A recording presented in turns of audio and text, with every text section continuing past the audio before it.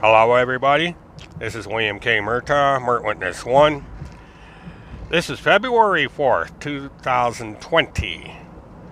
We are day 92 into the incarceration of Field McConnell in the Pierce County Jail in Wisconsin. Now I checked in to see what the title of Field McConnell's narrative was today, and apparently it's Operation Black Swan / Royal Flush. Now whatever the hell that means is anybody's guess,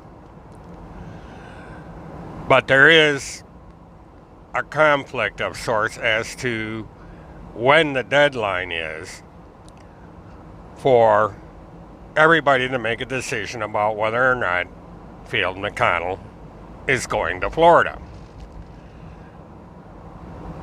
Now, if I heard right, Field McConnell seems to think it's tomorrow, Wednesday, February 5th. And the calculation that I had made showed it on Friday, November 7th, or February 7th, excuse me. Now, not sure which date is correct, but just to give Field McConnell a little bit more time, we'll say February 7th. We'll see what happens tomorrow. But we are quite a ways along in this, and Field McConnell is yet to file anything with the court. Now, I usually check about 6 p.m. Eastern every day, because Wisconsin operates on Central Time, and so by the time anything is filed with the court and gets put out there, it's after I am on the way to the airport, and thus I don't have access to the court. And as of noon today, nothing has been filed from Field McConnell in regards to specifics on this habeas corpus that he has filed for. Now, nothing has been received by the state of Florida either, who is the one that has to show the habeas corpus. So there's nothing there. We're kind of at a standstill on the legal issue of the case. And so it's basically yet another one of these waiting games. Now, one thing that did come up that I thought was rather strange is a desperate move that Field McConnell is contemplating regarding the signatures of the two governors. He claims they were photoshopped. Well, Field McConnell apparently doesn't have an understanding of how the internet works, and he clearly doesn't understand what can and cannot be photoshopped. And in this case, the letter from DeSantis requesting the extradition order and the governor of Wisconsin accepting it and so ordering it. These are normally transmitted over the internet on what is known as a PDF file. PDF files are used because they're very difficult to edit, except by the person that made the document in the first place. So if Ron DeSantis did an electronic signature, which is normally what is done in these cases, there's nothing to be photoshopped. And the same is true of the governor. Because what you're doing when you post an electronic signature is you are saying, by typing your name in standard HTML text, that you are who the person is. So there's nothing to Photoshop. There's encryption, there's little things that are done to be certain that it's a legal document. This is how they get around doing transactions over the internet and making certain authorizations. It's called electronic signature. And so the Photoshop deal isn't going anywhere. Now, if a PDF document was produced with an actual longhand signature, Again, these can't be photoshopped unless somebody has access to the software that wrote the document. That's why PDF is used. But, these people can do the conspiracy theories. They can go into court and they can use somebody to show that these things are photoshopped. I'd love to see them try. But that's usually done at the trial, not before the guy gets shipped off to Florida. And it's done by a Wisconsin attorney, not by a Florida attorney. Because the Florida attorney has to have a license to do law in the state of Wisconsin. Because that's where Field McConnell is. Field McConnell is not in Florida. He's in Wisconsin. Now, I'm not sure if a secret Deep South lawyer could file some paperwork in Florida to stop the extradition since it's originated there, but I highly doubt it. Because this should have been done a long time ago. It should have been done the day the file was received. And this is before Field McConnell filed for a writ of habeas corpus. All he did is file for a writ of habeas corpus. Sorry about that. What he did not do is contest the extradition, which is what the whole 90 days was all about, is to contest the extradition. The second the judge authorized the extradition is when it should have been challenged for the signatures and so forth. Wasn't done. It's too late. All that can be done now is that it's grounds for appeal if he's convicted, and that's it. So he's got to come to Florida, go through the process, go to jail, A, B, C, D, and so forth. And then the only thing that's going to happen is he'll get extradited, get an oops, I'm sorry from the state of Florida, and be shipped back to Wisconsin. He will not get $7 million a day. That ain't happening. It's unfortunate that Field McConnell just cannot face the fact that he is in very serious trouble. And that he is likely, back to the 90% again, 90% likely to be serving some kind of jail term in the state of Florida. Now, up until now, every attempt to stop this from happening has failed. And it's failed because Field McConnell does not have the sense to hire a bar certified lawyer. He keeps using these pretend legal experts, what I call alternative law experts, for advice. And everybody that does not like Field McConnell's glad he's doing it, because he's basically digging his own grave, so to speak. And in a quite literal sense, he probably is, because if he gets the number of years that is likely to come down the pike for his little stunt, he may die in prison. Which is too bad. I don't feel sorry for him, because he's the one that put himself there. He listened to Charles Olmsted. Timothy Charles Olmsted. So that's his own damn fault. He listened to an idiot. He listened to David Straight. By extension, since David Straight is at the core of a lot of what's going on here. David Straight's legal philosophy is what Field McConnell is apparently using. In his defense, it's David Straight's law that's being used by everybody. And so Field McConnell is just going down that inevitable road. And bringing us to Timothy Olmsted for a minute, because there's really not much to talk about with this clown. Timothy's back doing his old thing. He's writing these extremely weird and senseless conspiracy theories. And so he's back in the groove, so to speak,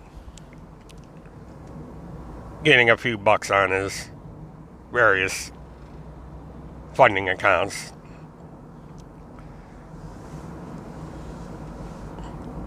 Going around with his female companion. Who knows what happens behind closed doors when the conspiracy theories have been written. Not much going on. We got different scammers coming out of the woodwork. I was informed just this morning that there's probably another scammer that is supporting via McConnell. I have to read up and see what that's all about, so that'll be up for a future rambling on my trip to the airport. And also, last night, listened to Northwest Liberty News and this family therapist that he had on. Now, once again, this person that touts himself as a quote-unquote professional journalist has proven his bias, and that he absolutely will not consider the state's position when it comes to Cynthia Abzug. And I suppose that's what his audience wants. They don't want anybody telling the truth or getting to the facts of the matter. They just want to hear what they want to hear. And the host of Northwest Liberty News feels that need. And this so-called therapist he had on is a glaring example. And the therapist made a rather remarkable statement. She said because of her bias and belief that CPS is the bad guy and can't be trusted, she will not report child abuse. Period. Whether it's true or not. Now that is really remarkable. So, let me point out what this means. This means that there is a child who she clearly understands is in the presence of somebody who, A, may be a pedophile and is abusing the child in that manner, B, is causing physical harm to the child, C, is causing emotional harm to the child, or D, any miscellaneous action of child abuse, this woman is not going to report it. And this is a licensed medical professional. Now, I kind of wonder what the standards are in the state of Colorado for licensing these people. But this woman clearly does not deserve to be licensed. She does not deserve to be in this field. She's engaging in medical malpractice because she is ignoring a potential harm to a child. And probably should be reported, or at a bare minimum investigated, to determine if she's responsible for the abuse of a child simply because she's ignoring it. Is she knowingly ignoring child abuse in the course of her work because she doesn't trust the state of Colorado? That's a hell of a thing. This is a person that is supposed to be an advocate for a child. This is a person that could possibly come to the aid of a child. And because she doesn't like the way the state of Colorado does things, she's not going to report that child if she has clear knowledge and clear understanding that that child is being abused. I don't know about you, but that doesn't go well with me at all. Abuse is abuse is abuse. It needs to be reported. I'd rather have the child mistakenly taken from its parents than suffer for the rest of its life, possibly get killed, possibly get raped, or something else, because somebody doesn't like the bureaucracy of a state. I think that's the most ridiculous thing I've ever heard. The second most ridiculous thing I heard was the host calling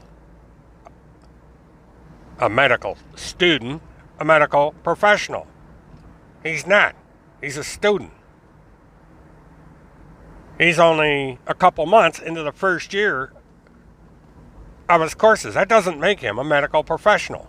He's not a practicing medical professional. He's not a doctor. He's not a nurse. He's nothing. He's a student. He's not licensed to practice medicine.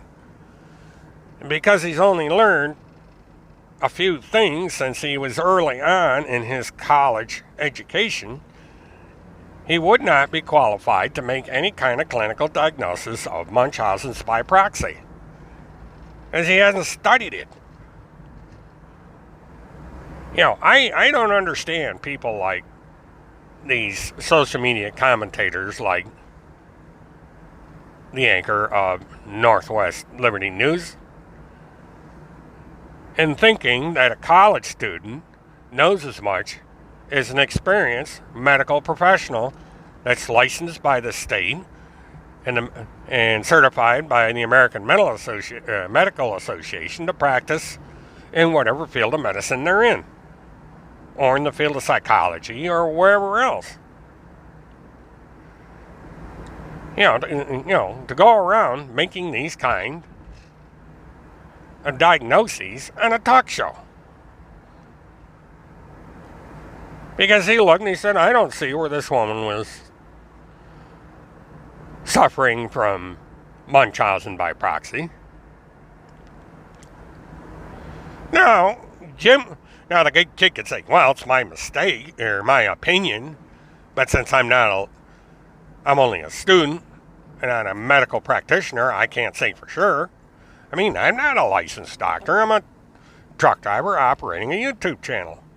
So I can't make these kind of pronouncements. I can't say whether the woman has Munchausen's or not.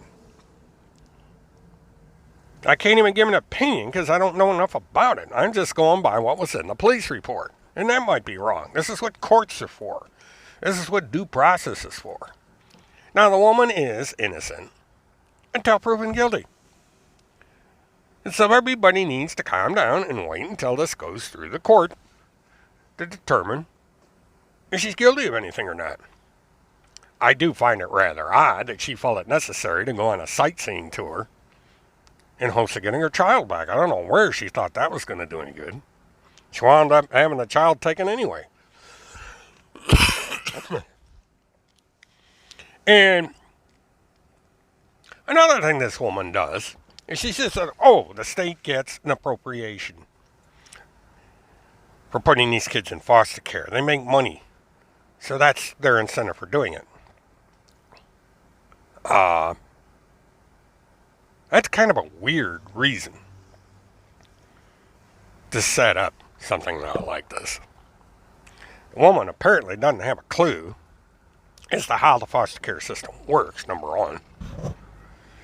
And number two, it's a government-run agency. This is not a company that goes up and sets up shop and is contracted with the state of Colorado to operate a foster care system. This is done through the state. And yes, you get appropriations from the government. It's the same way you get appropriations from the government to maintain a federal interstate highway. You get paid to do it. So that doesn't mean you're going to go out with a stick of dynamite, blow up a road so you can go around and repair it again just to get money from the government. It doesn't work that way.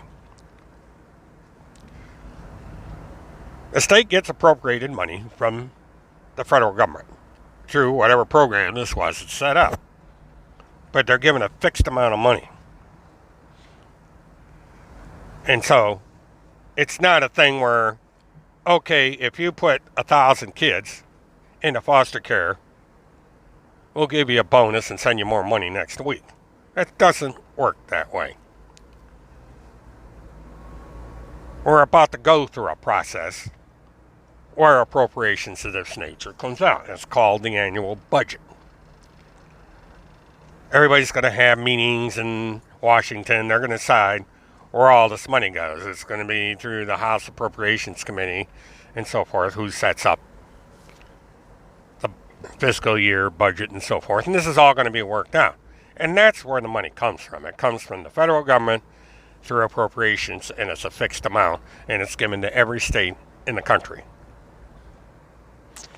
And then the state kicks in their own funds, and that's how these monies are generated.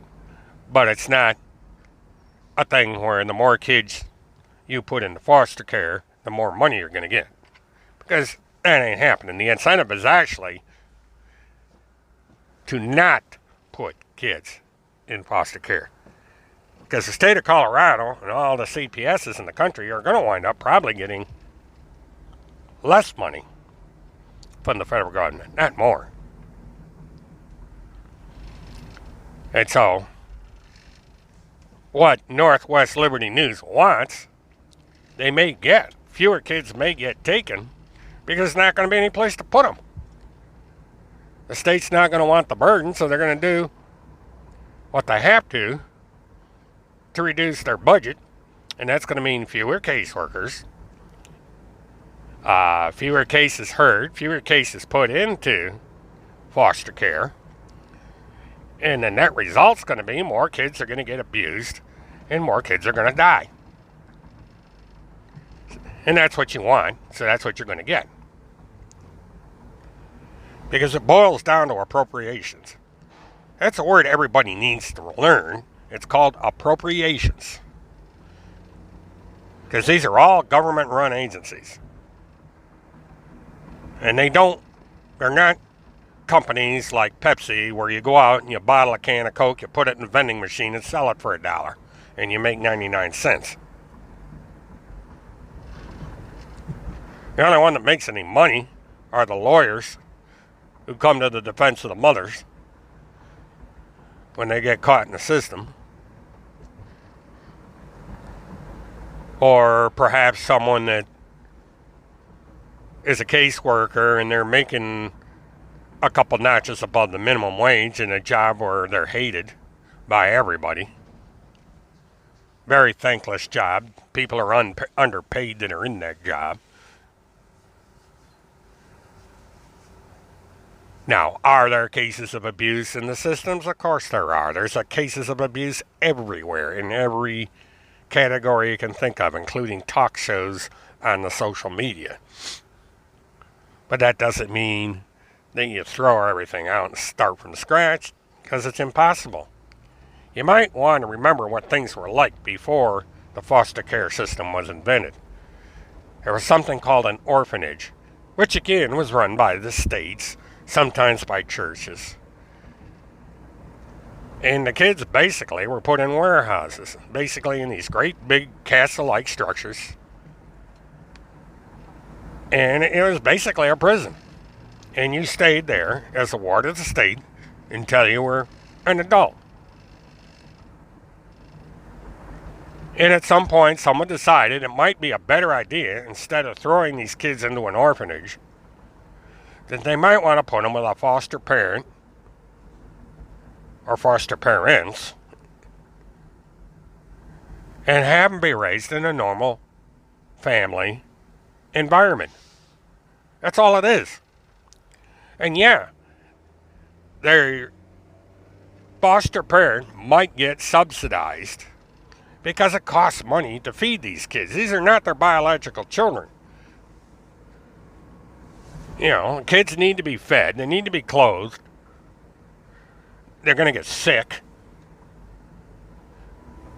You know, they may need to hire a babysitter. You know, these are working people in most cases. This is not the... People don't go out and become a professional foster parent. They usually work. They usually have a job. They usually have their own family. Some foster kids go in with another family. So I think people better wake up and learn exactly what the foster care system is before they start criticizing.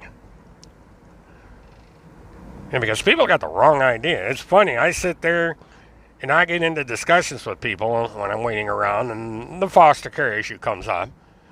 And the first things out of somebody's mouth is, who are these companies that are operating these foster care systems? Who are these professional people that are taking these people in? And I say, no, you got it wrong. That's not what foster care is. And when I explain it to them, they say, oh, I never realized that. I said, that's what foster care is. I say there are people that will volunteer to become a foster parent. They go through screening just like they're going to adopt a child. They're investigated. They do an FBI background check. And believe me, the background checks they do for a foster parent are fairly thorough. Now, some bad apples slip through. That's going to be a given. But the thing of it is when you become a foster parent, you have to go through a background check. Your home is inspected to make sure that it's up to code, that the child is going into a safe environment. So everything is checked. So this claim that these kids are going to human traffickers and the pedophiles and all this other crap is nothing but conspiracy theory nonsense being told by people that have not one clue what they're talking about. They're just operating these social media sites for the attention and the money that comes from it. And they're maligning the tens of thousands of people out there that sacrifice their lives and their privacy to arrange to come to the aid of a completely, well, let's just say they come to the aid of a complete stranger, even if that stranger is a minor, a child. Because for some reason, either temporarily or permanently, the parent cannot handle the child.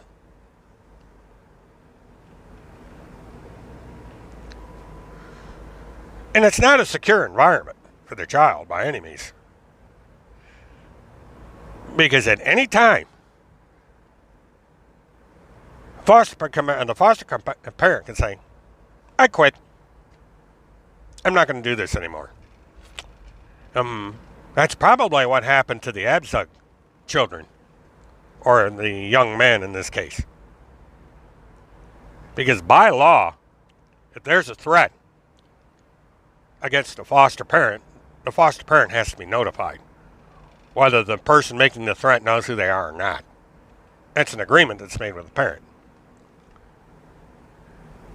And it's quite possible that after there was a little bit of a bonding with Ms. Abdug's son to whoever these people are, maybe he got to like them. He felt a little bit safe, a little bit secure.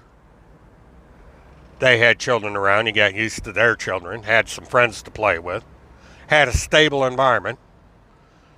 All of a sudden, supervisor comes in to these foster parents and saying, just wanted to let you know that the mother of this child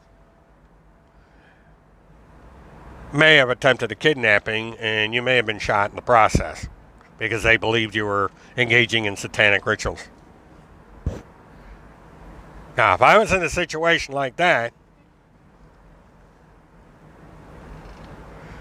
and a supervisor came to me and said that the biological parent of the child wants me dead because she believes some wild conspiracy theory about me eating babies or trafficking them up to pedophiles or something, I'd say, on your way out, take the kid with you. I'm done. The chump change you're paying me for having a kid in here is not worth it. Get him out of here.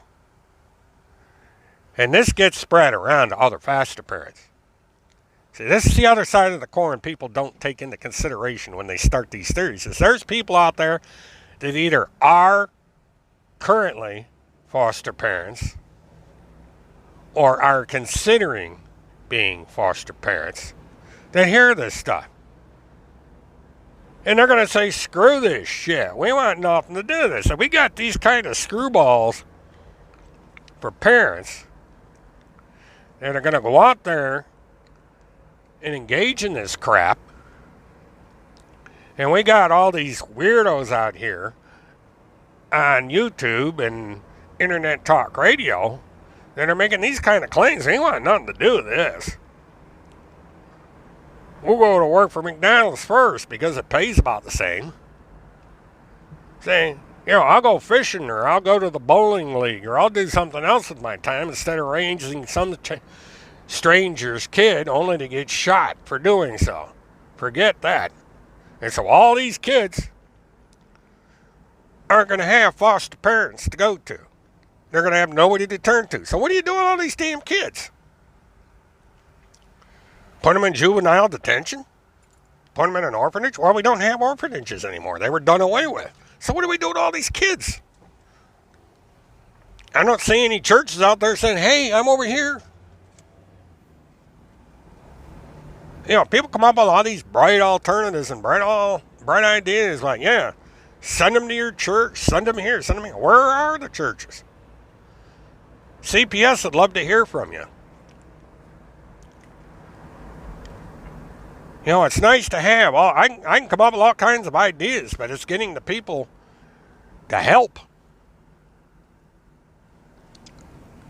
It's kind of funny. This is kind of in a way of the situation I'm in. I want to go to Colorado and cover this lady, this trial. I want to go here. I want to go there. But I can't do it. Because I don't have the money. It takes money to do stuff. So I got the bright idea to set up a Patreon account. Guess what? I got roughly $20 in the Patreon right now. I appreciate the people, but $20 is not going to get me to Colorado. It'll pay my gas to Fort Lauderdale. If people pay their pledges, I'll have enough money by the time Field McConnell goes to trial that I can run down and cover the trial. I won't be able to pay my hotel room, but I'll be able to, pay the gas and maybe some of the tolls, because it's about $20 in tolls to go down there. And so I'll be able to go down, cover the trial, and come home in one day. That'll be paid for. So thank you for that. But I'm not going to be going to Colorado because the money's not there. The trial's in next Monday. I'm not going to make it. So I'm going to do my best to cover it from Orlando. But, there's the idea. Go here, cover this case, go there, cover that case. But if there's not the resources to follow through in the idea, it's not going to happen. And the same thing goes for all these bright ideas out there as to what to do after we kill off CPS. Do away with it. We come up with an alternative. Well, nobody's come up with an alternative. Nobody's come up with a way to pay for it. And the churches are not about to do it. Because the churches could step in and help if they wanted to, but they don't. That's why you have foster care to begin with. Because nobody's there to help. So it's all fine and dandy to have all these brilliant ideas. But step up to the plate and do it. Volunteer. Do what it takes. Don't sit there and say we're going to end CPS tomorrow if you haven't got something to replace it with. And don't get on the air and make false accusations. And broad false accusations. See, this is what Timothy Charles Holmseth did. He made the exact same accusation. He falsely accused an attorney, a family court attorney, of taking children from their mother and throwing them in to child trafficking, fake adoptions, all this crap with no proof at all. Hearsay. There was no trial, no conviction, no investigation by federal authorities of any kind. Nothing. And yet you got some clown in Plum City, Wisconsin that gets on the air and calls for her death, her execution, to be fired from her profession that she's been in all her life, based on the rants of an unemployed pizza delivery driver who couldn't even do that right. I'm finding out new information about that. And it seems he couldn't even do a good job of delivering pizza. They were getting complaints about him. You know, how hard is it to deliver a pizza? And he couldn't even do that right.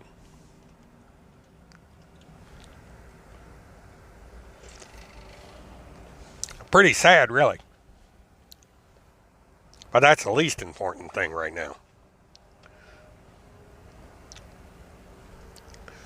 But so we got all these people, and they make all these wild accusations and make these huge, bodacious declarations, come up with all kinds of ideas, and they have no means of how to go about it. You're going to replace our legal system, for instance. This Straits Law Journal and all this alternative law that they come up with have not yet come out with how this is going to work. They come up with a bunch of gibberish.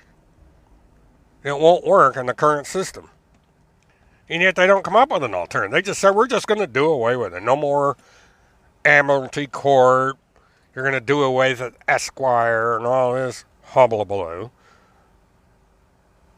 So yeah, you take the word Esquire off the end of a person's name. Now what? You know, who's going to train? You know, what is the alternative specifically, line by line? They don't do it. They just come up with a bunch of stuff based on principles that aren't even in place anymore.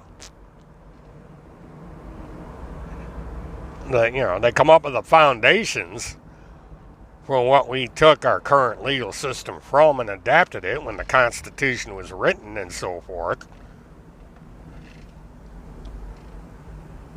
But they don't come up with a viable alternative to what is now.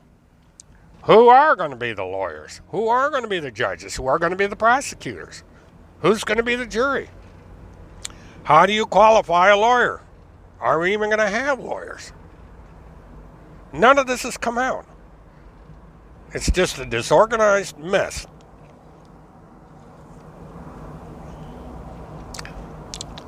But don't forget to send in your $10 a month for this, that, or the other thing. And if you want more, it's another $10. And if you want more, it's another $100. And what you wind up with is just another version of a multi-level marketing technique. The old real estate school racket, where if you want to get involved in real estate, you pay so much money. If you want to learn how to go to government auctions to buy cars and stuff, here's more money. You're basically paying for obsolete information and information you could get for free. To listen to somebody with a Western belt buckle and a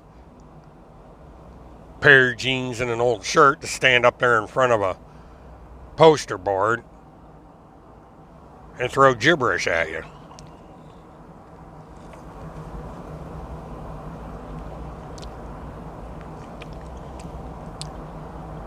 This is how, but there's people out there, they just eat this stuff up. This is why Amway is so successful in multi-level marketers, is because people buy the pitch. They get fulfilled with dreams and stuff. But in this case, we're dealing with a most valuable commodity on the planet, and that is the children, the world's future. And for whatever reason, when something goes wrong and there needs to be intervention, something like CPS is needed.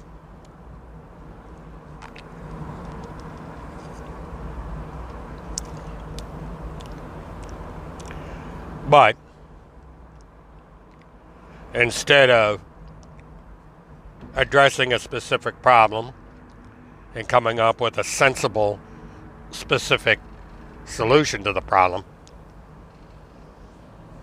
we get people get involved in these situations that know absolutely nothing about what they're talking about, and they make a bad situation worse. And this is the problem with Northwest Liberty News and people like him.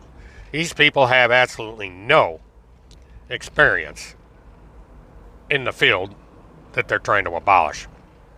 They're not an expert on psychology, psychiatry. They don't know how to spot child abuse. They don't know how to deal with a parent that's abusing drugs like heroin, alcohol, synthetic drugs, crystal meth, any of this. They're not experts in that. They're not experts in family law, what happens when you get into divorces. They don't understand that there's times when a child needs to be removed from a parent, whether it be permanently or temporary. They just want to get up there, get involved in some political agenda, shoot off their mouth, make a couple bucks, some beer and pizza money, and have a wanton disregard about anybody that may get tangled up in their little web of lies and their incompetence. This is what Field McConnell did. This is what Timothy Charles Holmseth did. This is what these other people did and are doing. They harbored a woman for a couple months, 2-3 months, maybe 4. Put it into her head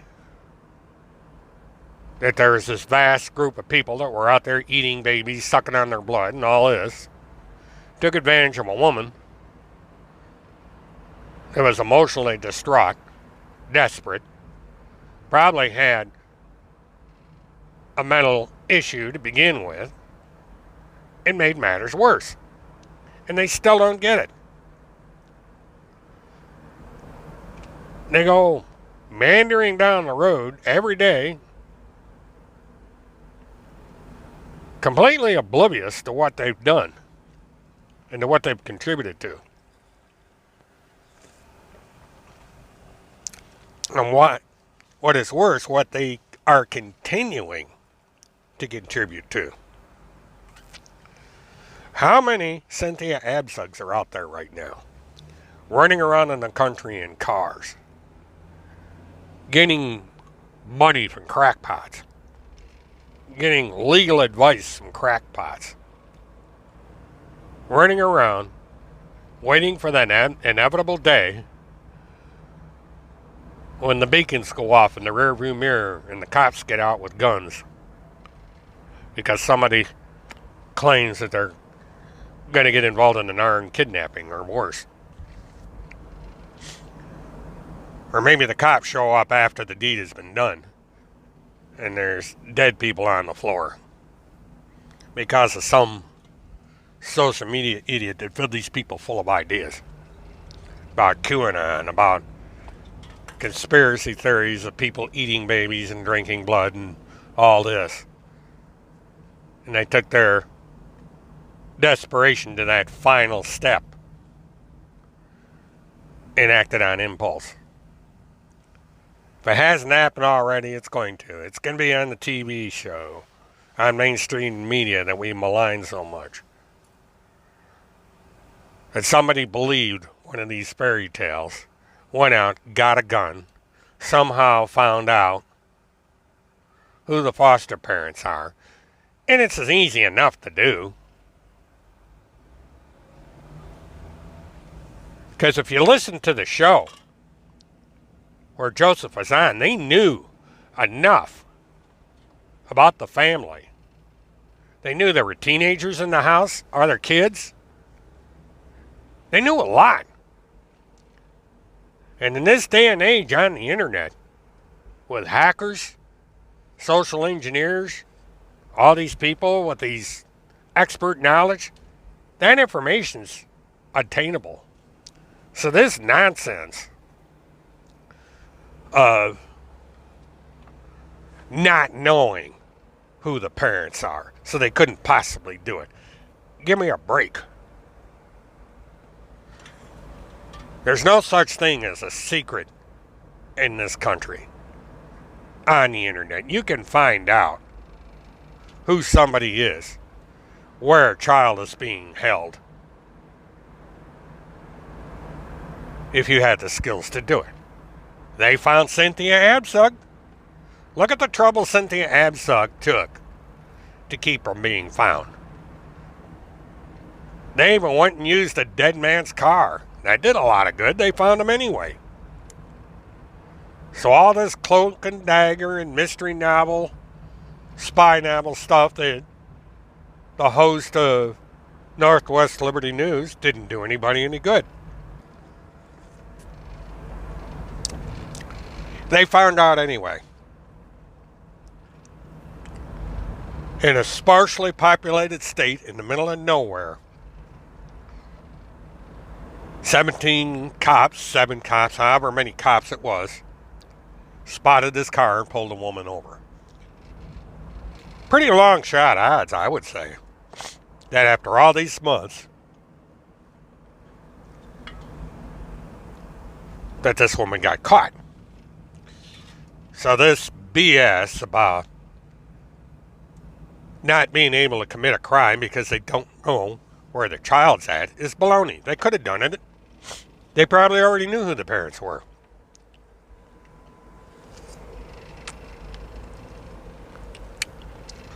Because there's people out there that are experts on finding information out. Social engineers.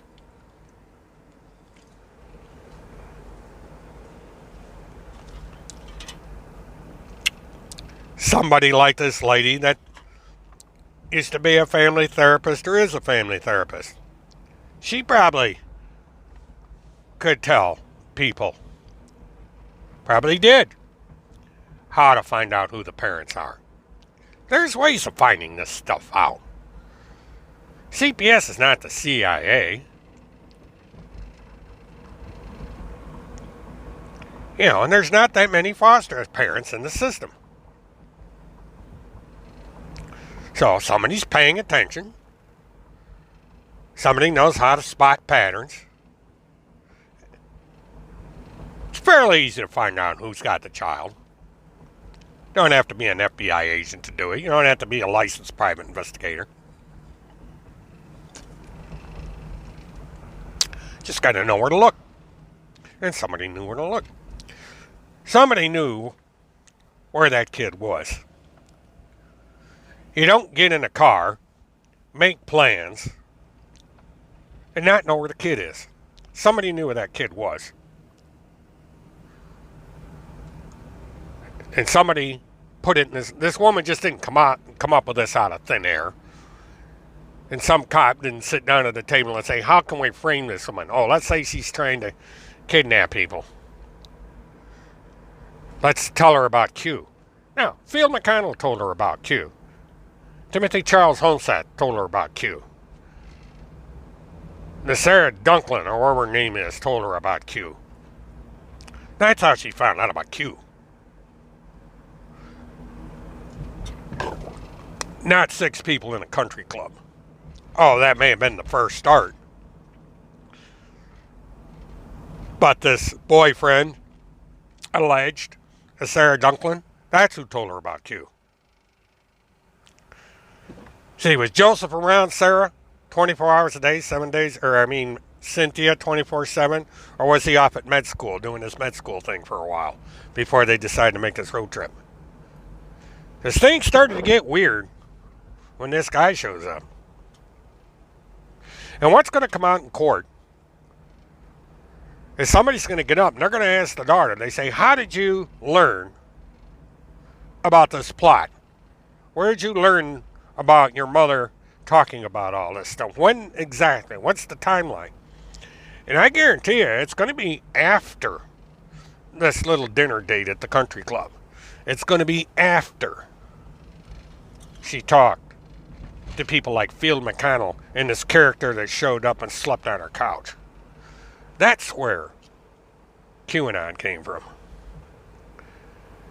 Now, did this character that we've seen on Field McConnell's show frame this woman? It's entirely possible.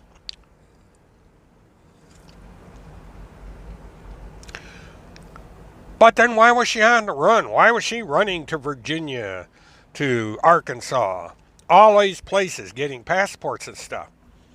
Because she had it in her mind that she was going to get her child back. Maybe both of them. For what's the point of gallivanting all over the country if you're not going to get your child back? Doesn't make any sense.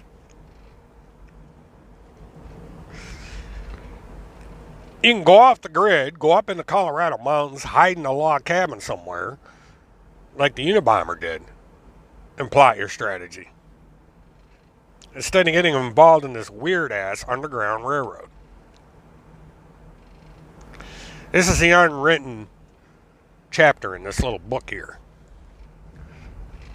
And this is what's going to come out in a few days. Maybe not on the 11th, because this is just to determine whether or not she's going to go back to Colorado. But it's when she gets to Colorado that all this is going to come out. That they're going to want to know how this woman got all this in her head. Now, ABSOG has been told by her lawyer to keep her mouth shut and not to give out specifics on these shows. And for good reason. We've already seen the good that Northwest Liberty News has done ABSOG. So it's in her best interest to keep as far away from this guy as possible, because he's just going to open his big mouth and make matters worse. In the absence of ABSOG, he's doing a pretty damn good job. This lady, who used to be the family therapist, didn't help matters at all. You know, she made things worse for ABSOG because she's, you know, bringing out premeditation. So, and she's an enabler. I think this woman needs to find herself another line of work. Because if she does to other families like she did to Cindy ABSOG, there's going to be a lot of kids out there in trouble. A lot of families in trouble.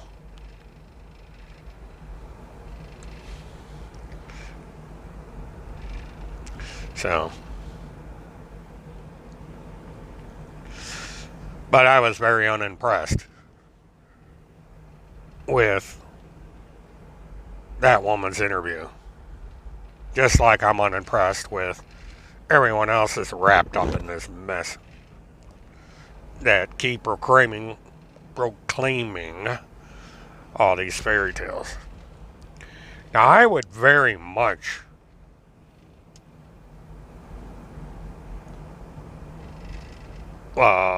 what's the word? Appreciate it if more legitimate people that have legitimate concerns about CPS and want to handle this in a proper manner start getting more attention. that somebody come up with sensible solutions as to how to get proper funding, proper regulation, streamline the process to get these children the help they need. Instead of having these wild conspiracy theorist style websites out there that are simply going to make things worse and are going to wind up endangering children instead of helping them. Because we are now waiting for the day when there's breaking news or on television, on radio, on the internet, whether it's an active shooter situation or there's been shots fired or there's been a report of this, that, or the other thing resulting in a death, serious injury, or a kidnapping. Because somebody listened to a conspiracy theorist on the internet. That some child died, some child got kidnapped, the foster parents were killed because somebody said that they were involved in some ritual, that they were sex traffickers or stuff, falsely accused. You know, because somebody went half-cocked on one of these social media outlets. It's going to happen. Probably has already happened. We just haven't heard about it yet. You know, because a lot of these things don't get reported. You know, if somebody is involved in a situation like this, you don't hear about it. It's not important enough. And we just keep on keeping on. You know, there's a couple things that I've been checking on where this has already happened.